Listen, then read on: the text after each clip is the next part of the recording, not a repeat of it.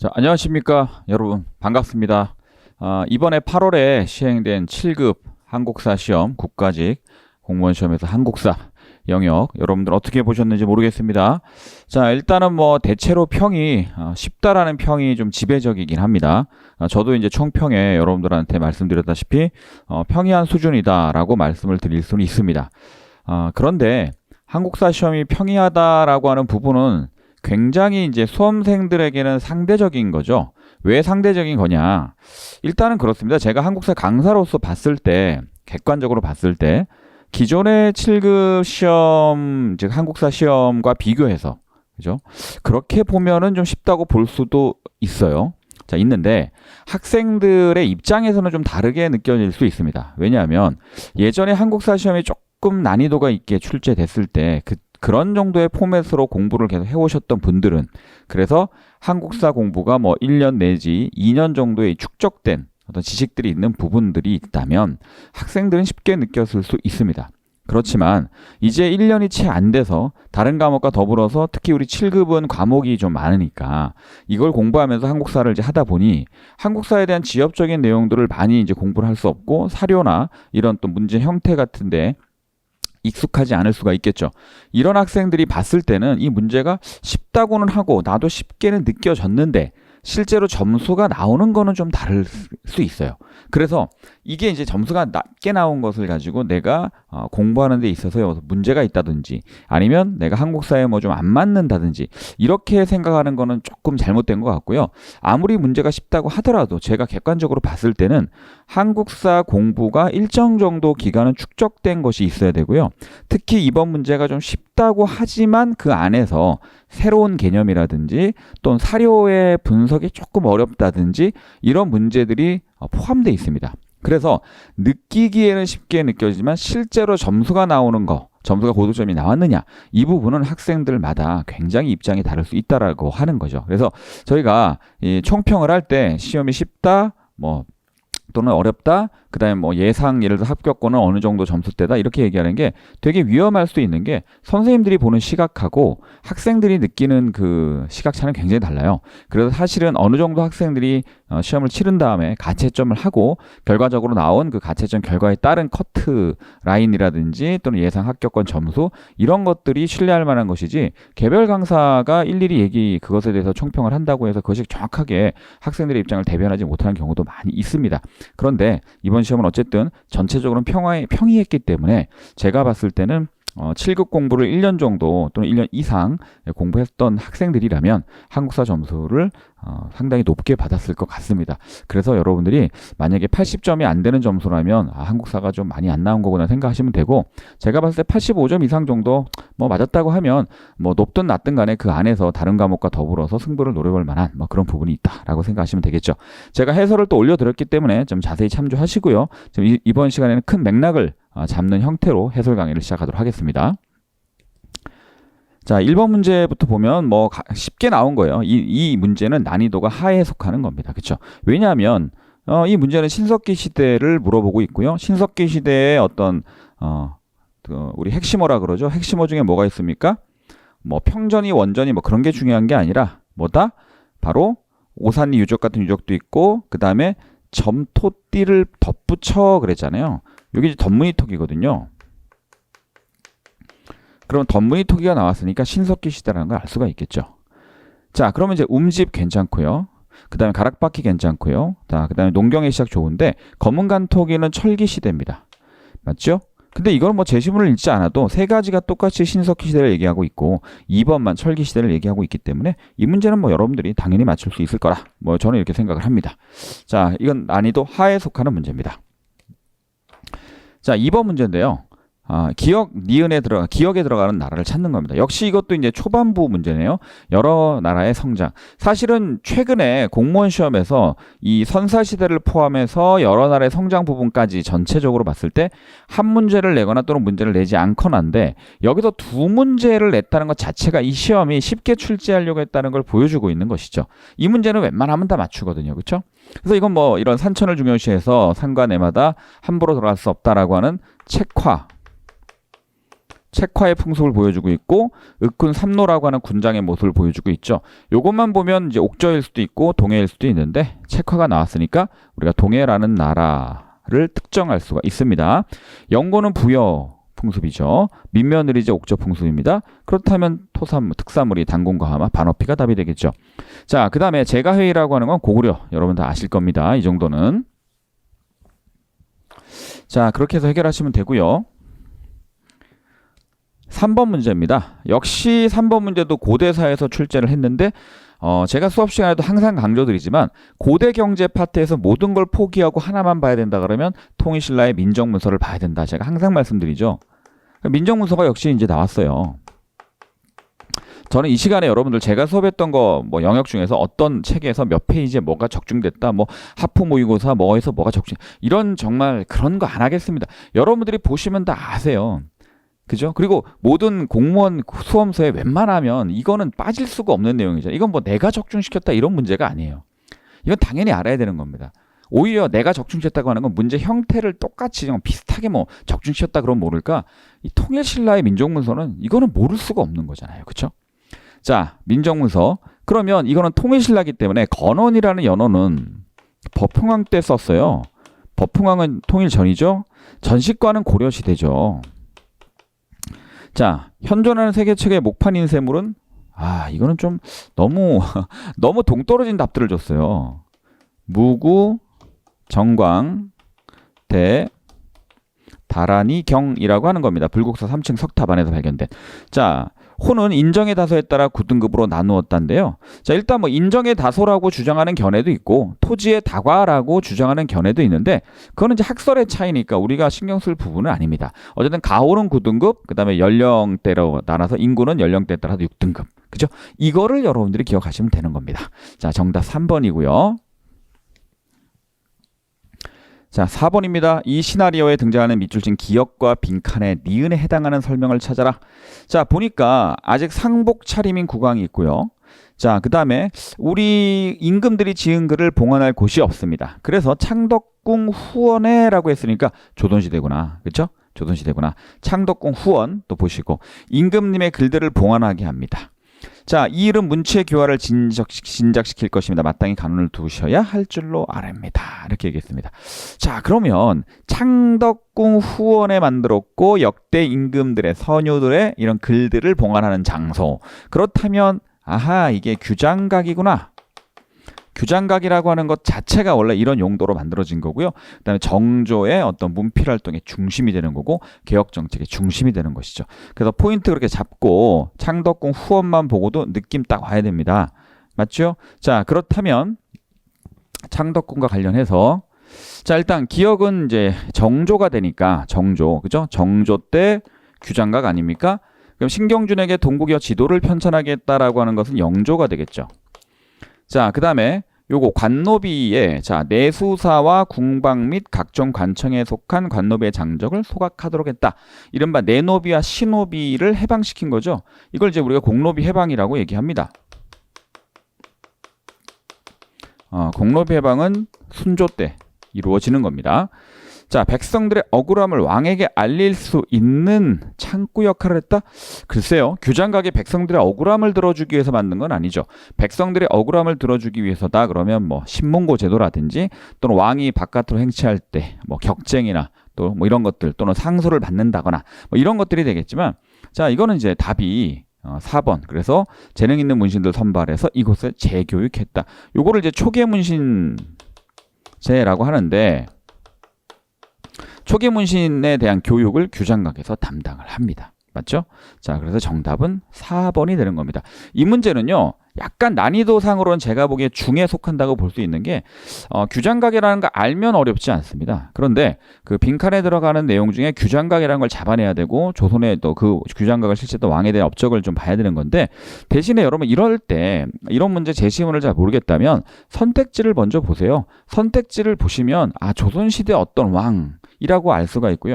조선시대 어떤 왕이 창덕궁 후원에 무슨 어떤 문필 기능을 담당하는 기구를 설립했다. 그러면 규장각이라는 걸 추론해서 알 수 있어야 됩니다. 아셨죠? 그렇게 해결하시면 돼요. 자, 5번 문제입니다. 이규보의 역사의식에 대한 설명으로 옳은 것. 사실 이 문제도 굉장히 여러 형태로 변형돼서 이미 출제가 됐던 문제인데요. 이규보의 가장 유명한 글이 동명왕편입니다. 동명왕편이라고 하는 것은 고구려의 건국 시조인 주몽에 관한 영웅전기라고 볼 수 있어요. 서사시의 형태로 쓴 그런 형식의 글인데요. 이규보의 동명왕편을 놓고 이것이 신라 계승의식을 담고 있다라든지 이런 식의 말도 안 되는 오답들을 기존에 많이 출제해 왔었습니다. 당연히 동명왕편은 고구려 계승의식을 당연히 중심에 놓고 있겠죠. 그렇다면 고구려 계승의식을 찾으면 돼요. 그러면 문제는 전혀 없습니다. 그러면 불교사를 중심으로 새로운 고대사 체계를 세웠다. 고려시대 불교사를 중심으로 쓴 것은 삼국유사가 되겠죠. 그 다음에 유교적 합리주의 사관에 의해서 기전체로 서술했다. 그러면 이건 김부식의 삼국사기일 겁니다. 자, 이것도 말이 나왔죠. 우리 역사를 중국과 대등하게 파겠다. 그러면 이승유의 제왕 옹기인데요. 당문신화도 썼고요. 자, 그러면 고려시대 문제가 정말 어렵게 나오려면 여기서 나오면 안 되고요. 자, 가끔 가다가 어렵게 출제되는 것 중에 예를 들어서 예종 때 속편년 통제라든지 의종 때 편년 통록이라든지 또는 충수광 때 뭐 본조 편년 강목이라든지 이런 걸 물었으면 어려운 거죠. 근데 이 정도 라인은 굉장히 기본적인 거거든요. 그죠? 여기에다가 뭐 해동 우리 각훈의 해동 고승전 뭐 이번에 시험에 나왔지만 해동 고승전 그 다음에 또 뭐가 있어요? 뭐 이재현의 사략 정도까지 묶으면 고려시대에서 일반적으로 나오는 범주에 들어가는 영역이에요. 이거는 공부가 되어 있으셔야 되는 내용이죠. 맞죠? 그래서 어렵지 않게 나온 문제라고 볼 수 있습니다. 난이도는 하에 속합니다. 자, 6번 문제인데요. 이거는 뭐 난이도가 약간 중정도라고 볼 수가 있는데 왜냐하면 임시정부에 대한 문제인데요. 뭐를 봐야 되냐면 일단 축국이라고 하는 것은 2차 대전을 일으킨 전쟁을 일으킨 나라들을 말합니다. 독일, 그다음 이탈리아, 일본을 추축이라고 하고요. 거기에 대해서 반추축 세력이라고 하면 그 연합국 세력들을 말하겠죠. 자, 민국 23년이니까 임시정부가 출범한 게 1919년 아닙니까? 그로부터 이제 세서 23년 정도 되니까 40년대 초반이 되겠죠. 자, 그래서 무상교육을 시행했다는 내용이 담겨져 있다라는 겁니다. 자, 그렇다면 앞으로 이러한 나라를 만들겠다라고 하는 계획이 발표된 건데 그렇다면 여러분들이 여기서 1941년에 임시정부가 발표한 대한민국 건국 강령을 떠올리셔야 되고 이 대한민국 건국 강령은 자, 우리 조소왕 선생의 삼균주의를 기반으로 하고 있고 삼균주의는 일단 개인과 개인의 균등을 위해서 가장 필요한 것을 무엇으로 설정을 합니까? 정치, 경제, 교육의 균등을 설정합니다. 그렇다면 정치적 균등을 위해서는 보통선거 실시를 주장하고요. 경제적 균등을 위해서는 대생산 시설의 국유화, 그 다음에 교육의 균등을 위해서는 국비에 의한 무상 의무 교육을 설정합니다. 자, 그래서 정답은 1번이 되고요. 조선건국 동맹 자체는 44년 8월에 국내에서 조직된 여운형 선생 등이 만든 거고요. 자, 직접혁명, 민중의 직접혁명을 주장했다 그러면 예를 들어서 의열당과 같은 개인적 의열투쟁을 전개하는 단체라고 보셔야 됩니다. 자, 이른바 무정부주의 이념에 좀 속하는 거거든요. 남북재정당 사회단체 대표자 회의의 소집을 요구했다 그랬는데 일단 남북재정당 사회단체 회의는 우리 광복 이후에 벌어지는 남북 협상과 관련된 내용인데요. 제가 해설에 좀 더 자세히 풀어서 써놨습니다. 이것은 이제 북한 쪽에서 처음 주장이 나왔고 여기에 호응을 해서 김구와 김규주 선생 등이 북으로 가시죠. 48년 4월 19일부터 남북 협상이 열리는데 그 남북 협상이 남북재정당 사회단체 대표자 회의가 되겠습니다. 그래서 남북 협상과 관련된 거라서 정답 1번이 되겠네요.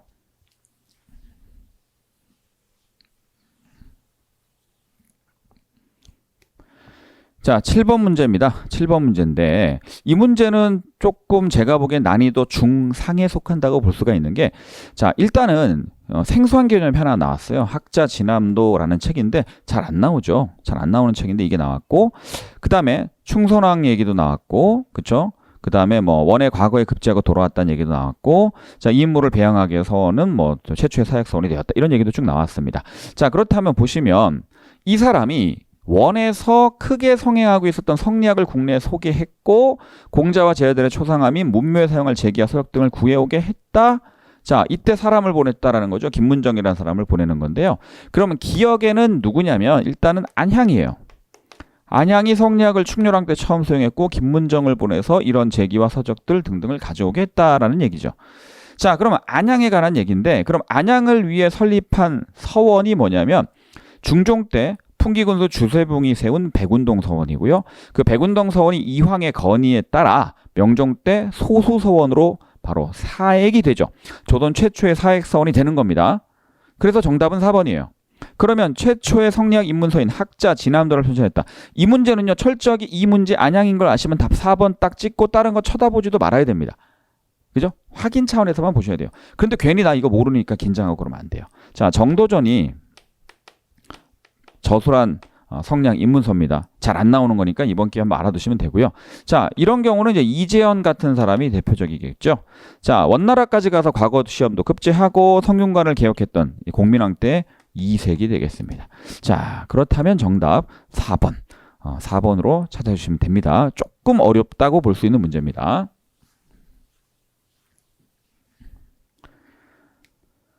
자, 8번 조선 초기 향교에 대한 설명을 옳지 않은 것. 이 문제는 제가 보기에는 역시 이제 중상에 속하는 문제인데요. 향교 자체가 어렵진 않아요. 근데 향교를 공부하시면서 좀 향교에 대한 자세한 내용을 공부를 하지 않을 경우도 많고, 했다 하더라도 그게 이제 굉장히 마이너리티한 어떤 주제에 속하기 때문에 조선의 이제 관학 체계가 뭐 성균관이 맨 위에 있고 그다음에 향교나 사부학당이 있다 뭐 이런 정도 하고, 향교는 그래 뭐 지방교육기관 부목군원에 하나씩 있어 뭐 이런 정도 알고 그냥 넘어갔을 가능성이 큽니다. 근데 조금 더 들어가서 물어보니까 약간 당혹스러웠을 수 있는 그런 문제가 되겠죠. 일단 양이 이상이면은 다 들어가요. 그 학비가 왜 없냐면 당연히 이거는 국가가 설립한 교육기관입니다. 당연히 학비 없고요. 대신에 이제 그래서 향교에서 운영되는 여러 가지 비용들을 충당하기 위해서 향교에다가 뭐 토지도 하사하고 등등 이제 그런 혜택이 있는 것이죠. 자, 그다음에 부목군원에 다 둡니다. 인구 규모에 따라서 물론 당연히 정원은 다르고요. 자, 그리고 당연히 군역 면제되죠. 향교에는 양인 이상이 다 들어갈 수 있어요. 그런데 물론 양반들 중에서는 특히 16세기 이후로 왜 농부의 자식들이 들어오냐, 양반만 있어야 된다 뭐 이런 얘기도 하지만 법적으로는 양인 이상이 다 들어갑니다. 그리고 들어가면 그 사람의 신분에 상관없이 일단은 모든 혜택은 균등하게 줘요. 군역 다 면제돼요.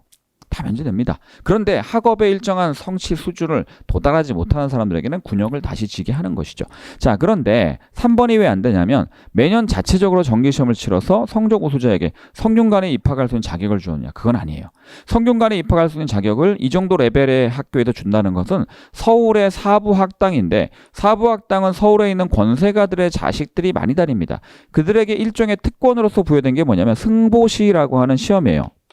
승보시라는 시험을 봐서 합격을 하면 성균관에 정원에 입학으로 들어가는데, 성균관에 이제 원래 정원이 200명 아닙니까? 처음에?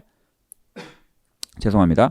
근데 성균관에 200명의 정원이 있는데 그 정원 외에 입학생들이 있어요. 원래 성균관에 기본적으로는 속과에 합격하는 생원과 진사가 들어갑니다. 그 사람들은 상재생이라고 하는데, 정원의 입학생들을 이제 기재생 또는 이렇게 기재생 또는 하재생 이렇게 얘기하거든요. 그 중에 승보시를 합격한 사람들이 있어요. 이 사람들이 이제 기재생으로 들어가고 그다음에 속과 초시를 면제받게 되는 겁니다. 자, 물론 음서로 이제 기재생으로 들어가는 경우들도 있고요. 자, 그래서 이렇게 있는 게 이제 사부학당의 승보시에 해당되는 것이고, 향교는 물론 시험을 봅니다. 시험을 봐서 성적 우수자들에게는 속과 초시를 면제할 수는 있어요. 하지만 그 사람들에게 성균관 입학 자격을 주는 것은 아닙니다. 자, 그래서 승보시 바로 사부학당이다. 네, 이것도 제가 수업 시간에 굉장히 많이 얘기했던 포인트라서 여러분 제 수업을 들으셨던 분들은 쉽게 맞출 수 있었을 겁니다. 자, 9번 문제인데요. 무령왕릉과 정효공주묘를 이제 공통으로 했어요. 왜 묶었을까? 되게 특이한 형태의 벽돌 무덤들이거든요. 근데 백제 무령왕릉이 벽돌 무덤인 거는 중국의 당시에 남조의 양나라의 영향을 받은 거고, 그다음에 당나라의 정효공주묘가 벽돌 무덤인 것은 당나라의 영향을 받은 것이죠. 제가 항상 말씀드립니다. 중국은 전축분이 많아요. 그리고 건축도 벽돌 건축이 많습니다.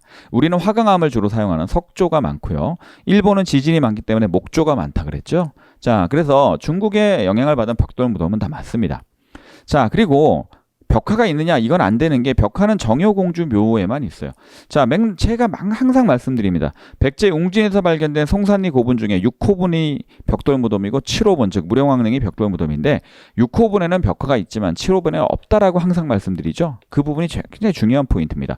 또 정효공주 묘에는 12명의 인물상이 벽화도 그려져 있지만 정혜공주 묘에는 없다라고 말씀드렸습니다. 자, 그러면 평행고인 구조라는 것도 정효공주 묘에만 해당이 되죠. 평행고인 구조가 고구려 양식인데요. 정효공주묘는 기본적으로 벽돌 무덤입니다. 그러나 천장구조가 그렇고 정혜공주묘 같은 경우는 양식 자체도 굴식돌방 무덤이고 역시 모듈인 구조라는 천장구조도 고구려 양식인 거죠. 자, 그런데 이 문자 사료가 발견된 거죠. 왜냐하면 무령왕릉도 그 묘지석이 발견된 거고 정효공주묘나 정혜공주묘도 묘지석이 발견됐기 때문에 누구 무덤인지 아는 거예요.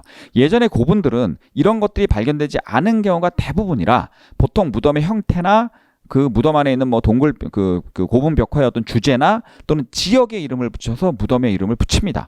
안악 3호분이라든지 뭐 쌍영총이라든지 그죠? 무영총이라든지 또는 석천동 고분이라든지 이렇게 이름을 붙이거든요. 근데 누구 무덤인지를 알려주는 그 문서가 그죠? 돌에다 새겨졌거나 이런 것들이 발견이 되면 누구 무덤인지를 특정할 수가 있는 것이죠. 그래서 정답은 기억과 리을이 되겠습니다. 제가 봤을 때 이 문제는 뭐 문화서 공부를 어느 정도 하셨으면 쉽게 맞을 수 있어서 난이도는 좀 하에 속한다고 볼 수가 있습니다. 그러나 문화서 공부가 부족한 분들은 난이도가 중 이상으로 느껴졌을 수도 있겠죠. 10번 문제입니다.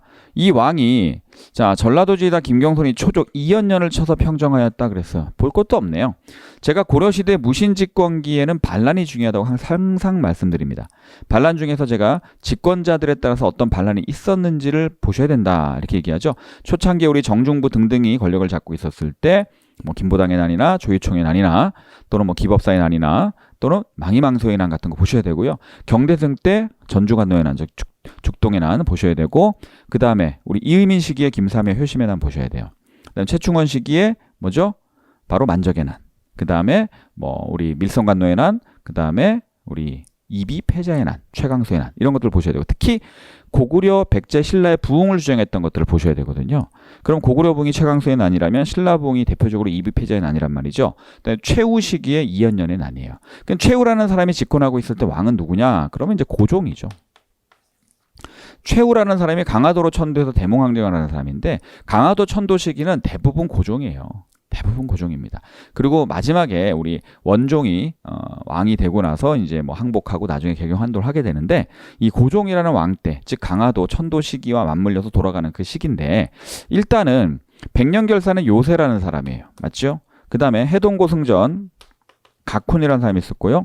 자, 이건 팔만대장경을 말합니다. 제주대장경.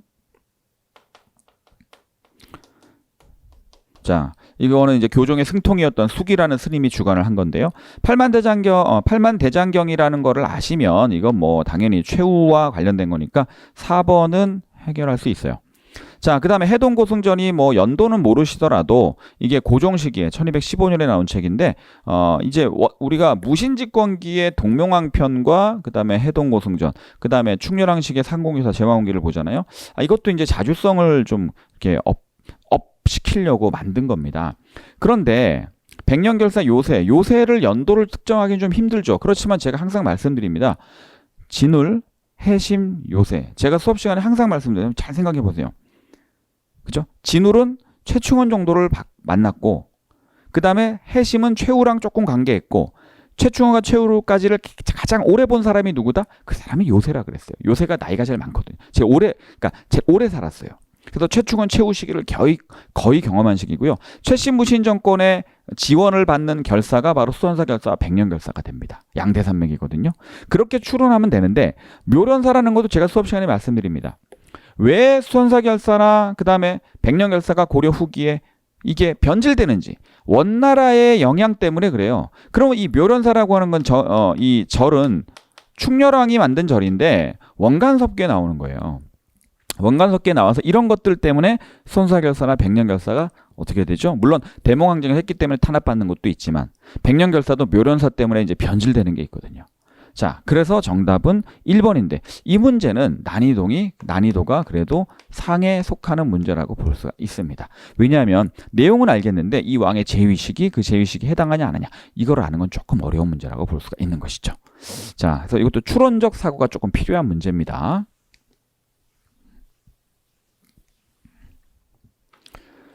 자, 이것도 제 교재에 딱 보시면요. 묘련사와 관련된 얘기들이 있습니다. 자, 11번 문제입니다. 조선 책략의 유포에 반발해서 올린 것이다. 이 문제는 뭐 제가 하프에서도 뭐 2차례 정도를 그대로 냈었고요. 그 다음에 제가 수업 시간에 영남만인서를 분석해서 거기에 러시아, 일본, 미국, 청 여기를 블랭크 처리해서 문제 그 나라와 관련된 정보를 물을 수 있다라고 제가 여러 번 말씀드렸습니다. 그대로 적중된 건데요. 자, 모르던 나라입니다. 남의 권유로 불러드리면 안 됩니다. 그러면 기억은 미국이 되겠죠. 왜냐하면 친중국 결일본 연미국해서 러시아를 견제해라 이런 건데 그래서 니은은 러시아는 우리는 아무 감정이 없어요. 근데 괜히 러시아랑 사이가 벌어지면 어떡할 것이냐 이렇게 얘기하고요. 마지막에 영남만에서는 모두 다 똑같은 오랑캐인데 누구는 후하게 되고 누구는 박하게 되겠느냐 이렇게 얘기하고 있습니다. 청해할선으로 조선과 조미소 통상조약이라는 불평등 조약을 체결하죠. 왜냐하면 치해법권 있고 최국대우 규정이 있거든요. 자, 근데 이모군란 이후에 조선의 내정 간섭을 강화한 나라는 청입니다. 천주교밖에 항의하여 강화도를 침략한 것은 우리 병인양요를 생각하시면 되겠죠. 이건 프랑스입니다. 검은도를 점령한 건 영국 아닙니까? 틀렸죠? 정답이 1번밖에 없네요. 이렇게 일반적으로 제가 항상 예측했던 포맷 그대로 나온 문제입니다. 자, 12번인데요. 이 법령은 회사령입니다. 맞지요? 허가를 받아야 된다는 거니까. 자, 회사령. 이게 1920년까지 존재합니다. 20년에는 회사령이 폐지돼서 신고제로 바뀝니다. 그렇다면 경성제국대학이 설립된 것은 24년이죠. 밀립대학 설립운동을 좌절시킨 거고요. 경찰범 처벌 규칙이 10년대 무단통치 시기가 맞습니다. 자, 학교에서 조선어 사용이 금지되었다. 대략 여러분 30년대 이후에 민족말살 통치 시기라는 거 들어오시고요. 교육령과 관련해서 봤을 때는 38년 3차 조선교육령에서 조선어를 선택 과목으로 전환합니다. 그리고 43년에 4차 조선교육령이 나오면 학교 안에서 조선어와 조선 사회 역사 교육 자체가 폐지되거든요. 그러면 민족말살 통치 시기다 이렇게 보시면 되고요. 자, 관세가 철폐된 것은 23년이죠. 그래서 관세 철폐 전에 우리가 20년대 초반부터 평양을 중심으로 우리가 물산장려 운동이라는 것이 시작이 됐었습니다. 그렇다면 정답은 2번으로 여러분들이 찾아주시면 되는 문제입니다. 그러니까 뭐 10년대 이 무단 통치 시기에 나왔던 경찰범 처벌 규칙 말고도 뭐 조선 태형령이라든지 이런 것들이 많이 나오고 또는 뭐 즉결 처분권 이런 내용들이 무단 통치 시기에 워낙 많이 나오는 개념입니다. 그렇죠? 이 문제도 난이도는 하에 속하는 문제입니다. 자, 13번 문제인데요. 남북 사이의 화해와 불가침 및 교류 협력에 관한 합의서라고 얘기했습니다. 제가 수업 시간에 여러 번 말씀드리죠. 이게 남북 기본 합의서인데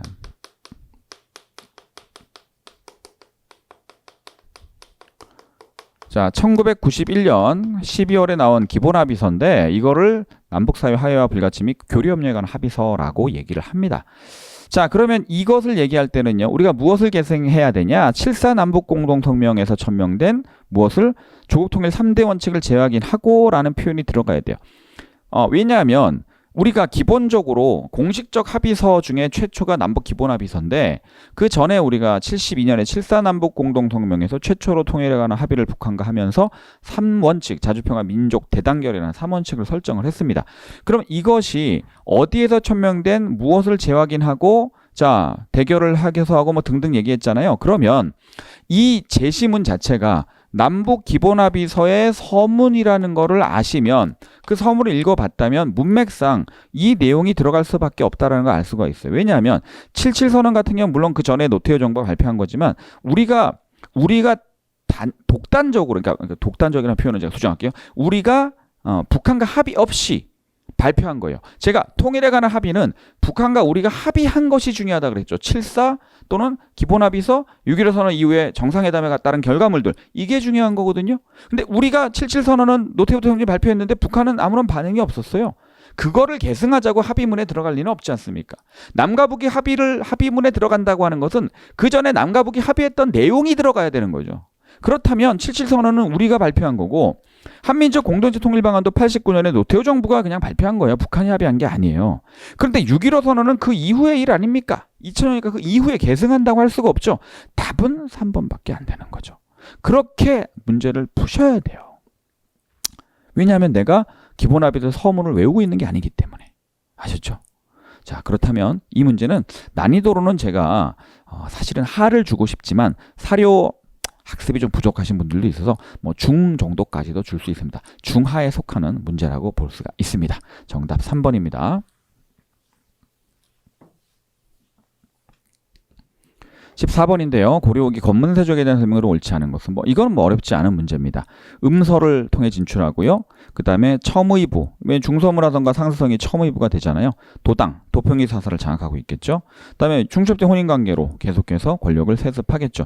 그런데 왜 2번이냐면 제지지주가 그 지역에 사는 지주인데 이 사람들은 아니에요. 건문세족들은 그 지방에 사는 게 아니라 서울에 살죠. 그죠? 수도에 살면서 지방에 농장을 갖고 있죠. 이런 사람들을 뭐라고 얘기하냐면 부재지주라고 얘기하는 거예요. 그 시골에 살지 않고 많은 대농장을 소유하는 부재지주고요. 그럼 제지지주라고 하는 것은 그에 대항하는 신진사대부층이 되겠죠. 중소지주층으로서. 그러니까 정답은 2번인데 용어 정도만 정리하고 계시면 풀 수 있는 문제고요. 만약에 이걸 몰랐다 그러면 제지지주가 뭐냐, 부재지주가 뭐냐 이걸 몰랐다고 하면 조금 한국사 공부에 대한 공부가 조금 부족했다 이렇게 볼 수가 있습니다. 일반적으로 많이 구분할 때 쓰는 용어죠. 자, 15번 문제인데요. 임꺽정 나왔어요. 제가 조선의 3대 도적 맨날 강조하잖아요.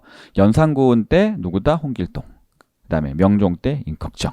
그 다음에 숙종 때 장길산. 꼭 알아야 된다 말씀드리죠. 이미 임꺽정도 굉장히 많이 나왔습니다. 그러면 한번 보세요. 직전제 도입이 아니죠. 명종은 직전법을 폐지하는 사람입니다. 현량가는 조광조가한 건데요. 중종 때 등용된 살인이죠. 그러다가 기묘사화로 제거된 거고, 기축사화는 정예린 모반 사건을 말하는 거예요. 기축옥사는 정예린 모반 사건. 정예린 모반 사건은 선조 때죠. 이것과 이제 정철의 건저 문제 때문에 동인이 남인과 북인으로 갈라지게 되거든요. 그러면 자, 우리가 명종 때 문정왕후, 어머니 문정왕후가 불심이 강해서 승과를 실시했다라고 하는 거 여러분들이 들어보셨을 거예요. 조선시대 승과는 조선 초기에 잠깐하고 명종 때 이럴 때 문정왕후로 인해서 실시되고 문정왕후가 죽은 다음에 다시 폐지되죠. 근데 승과를 다른 말로 선과라고 한다는 거가 여기서 좀 핵심인 거예요. 그렇죠? 선과.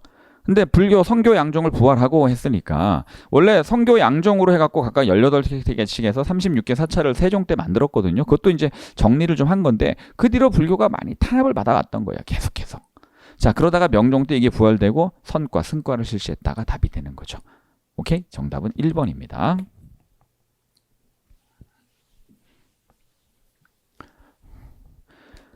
자, 16번 문제입니다. 양명학에 대해서 옳은 것만을 골라라 그랬는데 양명학 하면 수업 시간에 제가 많이 강조하죠. 성리학과 비교해서 양명학, 심증리, 치양지, 지행, 합일 요거 세 가지를 꼭 아셔야 되고요. 물론 이 양명학에 대해서 이황이 비판을 하긴 합니다. 이황이 비판을 하긴 하는데요. 이건 맞아요. 근데 양명학이 명종 때 들어온 게 아니라 중종 시기에 들어옵니다. 중종 시기에 들어오고요. 자, 수용 초기 양명학자들은 성리학을 배척했느냐? 그렇진 않죠. 물론 성리학이 양명학에 대한 배척하는 부분이 있지만 성리학이나 양명학이나 사실은 서로 간에 경쟁을 하고 자신들이 옳다고 주장할지언정 양쪽을 배척했다고 볼 수는 없어요. 초기에는. 오히려 이건 조선 후기로 가면서 성리학 일변도로 나아가고 주자 성리학이 절대화되는 과정에서 좀 더 거기에 대한 배척이 심해졌다고 볼 수 있는데 그것도 성리학자들이 양명학자들을 배척하는 게 많지 양명학이 성리학을 배척하지는 않습니다. 자, 기본적으로 초기에는 그런 모습이 있고요. 또는 수용 초기에 성리학자들도 양명학에 대해서 배척하는 정도가 그렇게 높진 않았어요. 예를 들면 선조 같은 경우는 양명학에 대해서 그 어떤 양명학의 학문적 교리 자체를 오히려 수긍하는 그런 발언을 하거나 또 유성룡 같은 경우도 그런 경우들이 있는데 이 내용은 양명학자들이 성리학을 배척하면서 들어오진 않았고 오히려 성리학자들에 의한 양명학에 대한 배척이 일부 있었다고 볼 수가 있는 것이죠. 자, 박은식과 우리 정인보는 꼭 아셔야 돼요. 조선 말기에 양명학자면 박은식, 우리 유교 구신론에서도 그걸 주장하죠. 정인보는 양명학자입니다. 그래서 양명학 연론이라는 글을 연재하기도 하고 이분이 또 실학자인 정약용을 굉장히 추앙하기도 하지만 양명학의 대가입니다. 박은식과 정인보. 자, 그래서 정권에서 소외된 소론이나 왕가의 종친 등이 이 학문을 받아들이게 되죠. 왜냐하면 낮에는 양명학 책을 못 펴놔요. 낮에는 주자학 책을 펴놓고 밤에는 양명학 책을 펴놓는, 그게 현실적으로 성리학이 점점 강화되면 양명학에 대한 배척이 강해지기 때문에 그렇게 나오는 겁니다. 그리고 나중에 강화학파를 또 이루게 되죠. 정제도가. 그래서 여기 옳은 것은 디귿하고 리을이 되는 건데요. 이 문제는 쉬운 편에 속하는 문제이긴 한데요. 기억과 같은 정보를 조금 모를 수 있어요. 명종 때냐 이런 것들을 모를 수가 있기 때문에 그 부분에 대한 함정이 조금 있는 문제입니다. 다음에 17번 문제입니다. 다음 정부 조칙에 대한 설명으로 옳은 것만을 골라라. 자, 이거는 뭐 여러분들 화폐 정리 사업이라는 걸 딱 보면 아셨을 거예요, 아마.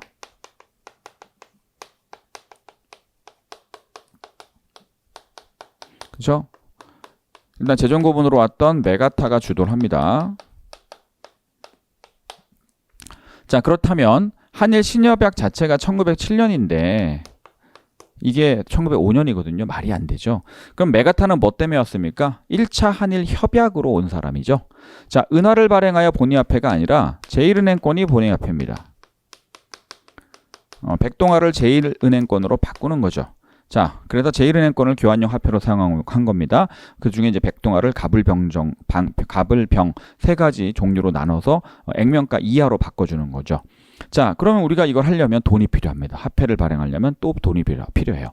그래서 차관을 도입해야 되고요. 차관을 도입하고 담보물을 제공하고 그 다음에 이제 국채를 발행해서 자금을 조달해야 돼서 대한제국의 자금 사정은 더 나빠지고 일제에 의해서 자금이나 재정 부분의 예속이 더욱더 심해지는 것이죠. 자, 정답은 4번이 되겠습니다.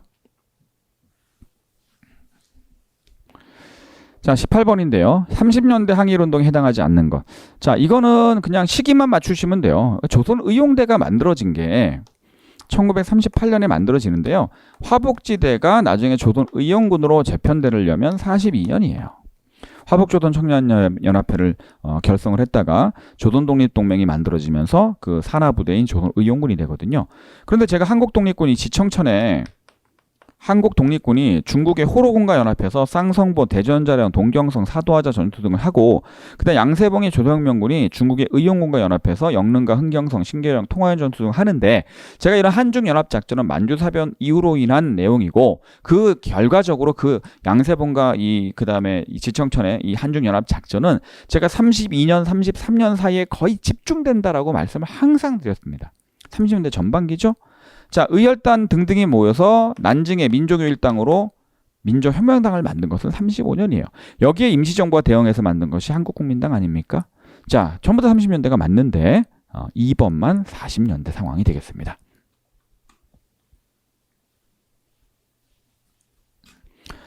자, 19번인데요. 이것도 좀 괜찮은 문제. 뒷부분에 또 고대사 문제가 딱 나와버렸어요. 자, 우리는 고구려의 땅을 회복하고 부의 유풍을 지니고 있습니다. 끝났어요. 이거 발해가 고구려를 계승했다라고 하는 걸 보여줄 때 문화적인 어떤 유사성도 많죠. 그런데 우리가 고구려를 계승했다라고 해서 무왕과 문왕의 어떤 그 외교문서에, 일본에 보낸 외교문서에 나오고요. 일본이 발해에 보낸 외교문서에도 고려왕이라고 얘기를 하고 있거든요. 자, 그렇다면 이거는 무왕 때 이 문서를 보냈다라는 것은 너무 많이 나온 내용이에요. 이때까지 정말 많이 나왔습니다. 자, 그러면 돌골과 손을 잡았다. 당과 신라를 견제하기 위해서 돌골, 일본과 손을 잡은 게 발해의 모습이 맞거든요.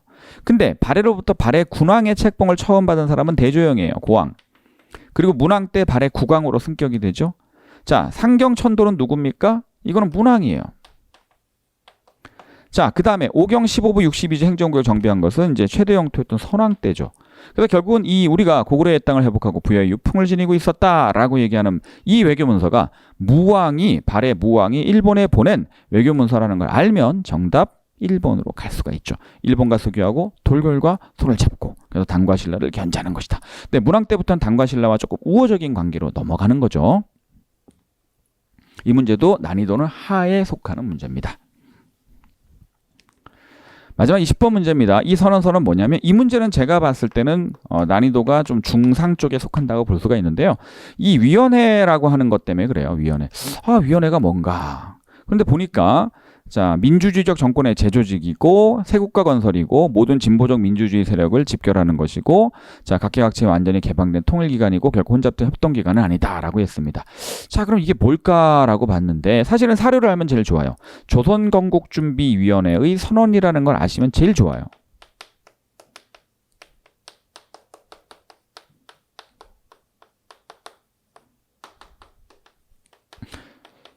자, 그런데 이게 뭔가 통합이나 뭐 이런 것들을 얘기하니까 하는 거니까 좌우합작 운동 과정에서 있었던 좌우합작위원회가 아닌가라고 함정을 좀 파기도 하죠. 함정을 좀 파기도 합니다. 그렇죠? 근데 이건 사료 싸움이에요. 조선건국준비위원회 사료. 우리 해커스 기본서에도 있고, 그죠? 모든 웬만하면 다 있는데 우리 해커스 기본서에 정확히 딱 나와 있어요. 그러면 조선건국준비위원회라는 걸 알면 각지의 치안대를 설치한 게 답이 되죠. 그죠? 건국준비위원회가 전국 치안대를 조직하고 전국에 145개 이르는 지부를 설치하거든요. 그래서 행정과 치안을 담당한단 말이에요. 무정부 상태에서. 근데 반민법은 어차피 이거는 정부 수립 이후에 나오는 거니까 안 되는 거고요. 자, 한국민주당은 이 건국준비위원회에 참여하지 않기 위해서 임정 지지를 선언하면서 9월 16일 날 만들어진 것이고, 좌우합작 7원칙은 좌우합작 운동 과정에서 만들어지는 거죠. 또 좌우합작 운동을 전개하는 좌우합작위원회가 46년 7월에 만들어지고요. 좌우합작 7원칙이 46년 10월에 나오게 됩니다. 자, 그래서 정답은 조선건국준비위원회 선언이라는 걸 아시면 여러분들 쉽게 맞힐 수 있는 문제인데 사료를 모르면 조금 어려울 수 있다. 1번과 4번 중에서 고민했을 것이다. 그래서 저는 사료 싸움이라고 보고요. 이거를 중상으로 그래서 배치를 한 겁니다. 자, 여러분들 여기까지 해서 제가 간단하게 해설 드렸고 자세한 내용은 제가 첨부한 해설지에 있으니까 그걸 토대로 공부 방향을 잡아주시길 바랍니다. 여러분들 고생하셨고요. 저는 다음 시간에 만나 뵙도록 하겠습니다.